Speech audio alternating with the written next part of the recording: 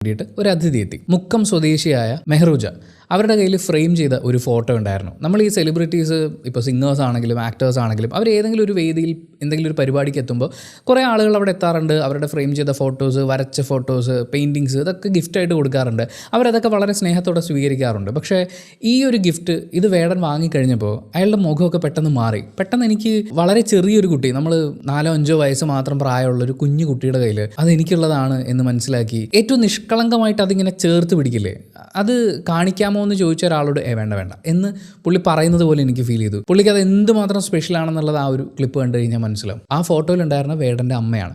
മെഹ്റൂജയ്ക്കൊപ്പം 3-4 മാസം വേടൻ്റെ അമ്മ ഉണ്ടായിരുന്നു, ചിത്ര. ആ സമയത്ത് അവരെടുത്തിട്ടുള്ള ഒരു ഫോട്ടോ പിന്നീട് അന്വേഷിച്ചപ്പോൾ ആ സ്ത്രീ മരിച്ചു എന്നറിഞ്ഞു. അപ്പോൾ അവരുടെ ഒരു ഫോട്ടോ കയ്യിലുണ്ടായിരുന്നത് ഫ്രെയിം ചെയ്ത് കൊടുക്കാമെന്ന് പറഞ്ഞപ്പോൾ അങ്ങനെയാണ് മെഹ്റൂജ വേടനിലേക്ക് എത്തുന്നത്. കുറച്ച് നാളുകൾക്ക് മുമ്പ് പർദ്ദ ധരിച്ചിട്ടുള്ള ഒരു പെൺകുട്ടി വേടനോട്